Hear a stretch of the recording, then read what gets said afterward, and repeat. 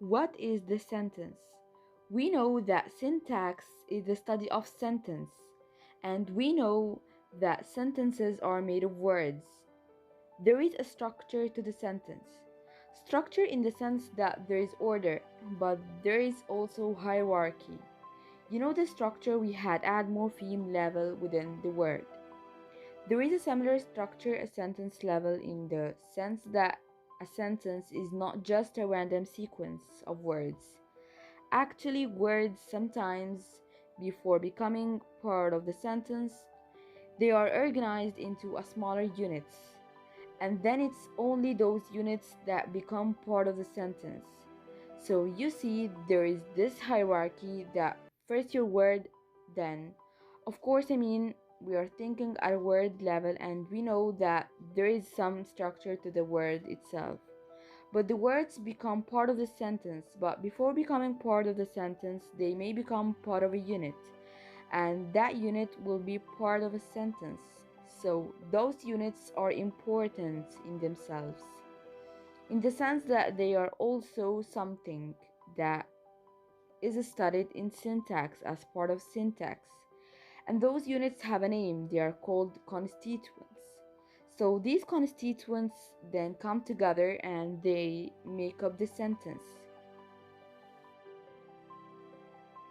We know that every language has a dictionary that lists all the words, but there is no dictionary that lists all the sentences. Words constitute a finite set, but sentences are infinite.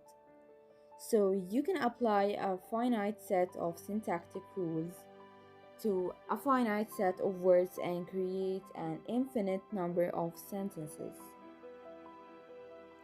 Again, going back to the constituents, if you start at a word level and you say the words are the building blocks of sentences, then you have the sentence level. You can think of constituents as an intermediary level between word level and sentence level. To put it in other words, you can say sentences have a constituent structure. Somebody who saw everyone in the organization says that John interviewed Bob. So this is a complex sentence. There is a big sentence, and within the sentence there is a smaller sentence.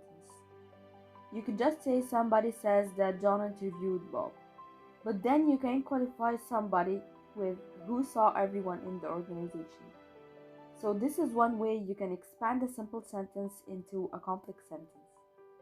And since you can apply this infinitely, theoretically there is an infinite number of sentences, even starting with this. So here in this sentence, somebody who saw everyone in the organization is the unit. This is a constituent. How do you know it's a constituent? For one, you know that it has an independent unit. So you know that you can take this out of the sentence. It still works. But there are more objective ways of figuring out what constituents are. If I take out of this complex sentence is semantically independent, it makes sense because it's a constituent. You can also say that's another sentence within this bigger sentence. So John interviewed Bob is again another constituent. But if I only take that's also a constituent. But if I take the organization says that, that's not a constituent. Or if I take out the words in the, they are not a constituent. They don't have an independent meaning, so it even sounds odd to a speaker of the language. Why you would take out those words? I gave you examples of things, words that together are constituents in the sentence, and words that are not constituents.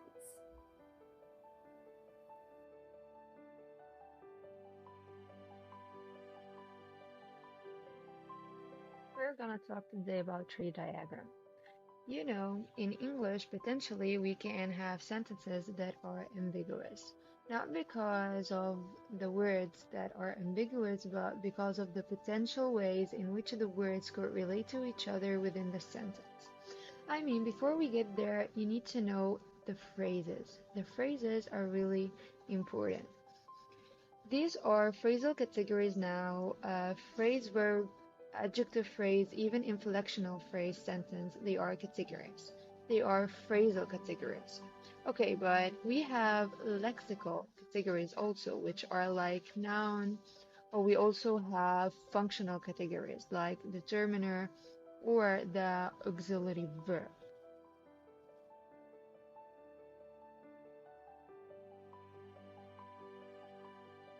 If I tell you the sentence, the boy ran up the river, basically because phrases structure trees are based on phrases structure rules, and what is the nature of rules is that they can be applied an infinite number of times. Therefore, the same phrases structure tree may account for different sentences. For example, the boy ran up the river can also be the same tree structure as a dog barked at the boy.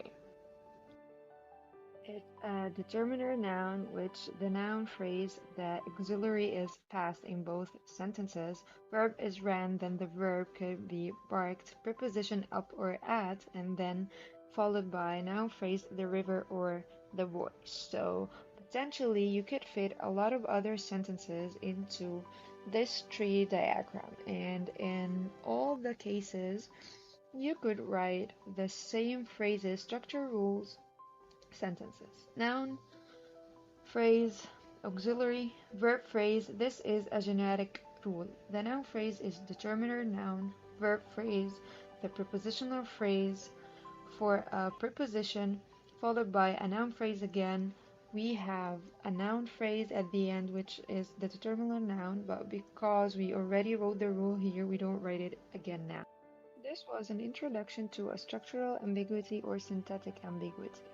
Structural ambiguity means that one can attribute two different structures to the same sentence. Depending on how you interpret the meaning for every meaning, there will be a different tree diagram. I can give you an example that a sentence has at least two different meanings. The burglar threatened the student with the knife. So, can you see the ambiguity here? What are the two possible meanings? Was it the burglar having the knife and then threatening the student with the knife? Or was it the student with the knife that was threatened by the burglar? I think meaning one, everybody is more likely to understand the sentence as the burglar having the knife, which would be meaning one. And tree one here is the tree diagram or phrase the structure tree for meaning one. But meaning two, in which the student had the knife, can be accounted by for tree two here. Do you see the difference? So in meaning one, the knife um, comes under the prepositional phrase. Okay? The verb phrase, note here, it's not the burglar that has the knife, it's the act of threatening that is done using the knife. But of course, it is the burglar who does the threatening, but that's at a higher level. First, it is the act of threatening being done with the knife. It is then through the threatening is attributed to the burglar. So it's not directly related to the burglar first. There is an level at which the knife goes with the verb, then the verb goes with the agent or the subject, and the subject is the noun phrase. But in meaning two, will this knife become an integral part of the noun phrase? If you have such a noun phrase, you need to have all the words at one level. Look at the noun phrase here. It's at the top, and there are three branches directly coming from under it. Another example. The girl saw the man with the telescope. How is that ambiguous? It's ambiguous again, or was it the seeing that was done with the telescope, or it is the man that had the telescope in the first sentence, in which it was the seeing, the act of seeing that happened with the telescope. The telescope becomes directly connected to the verb phrase. Note because it's directly integrated and related to the verb. See, the girl doesn't have the telescope directly, according to the structure first.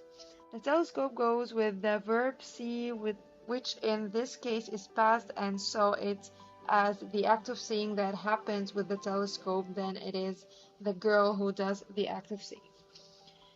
But in meaning two, in sense, the telescope becomes part of the noun phrase, which the man is also part. We have, in both of these cases, we have syntactic ambiguity or structural ambiguity. Every meaning is made possible through a particular syntactic structure, and because of that, we need to visually represent those structures that we can draw those structures. Okay, something that caused confusion for the student is that they see the girl that had the telescope or the burglar that had the knife. Why doesn't it connect directly to the girl that? Because it's not just knowing the semantics, you need to take your time and go through all the steps in the syntax to create that meaning.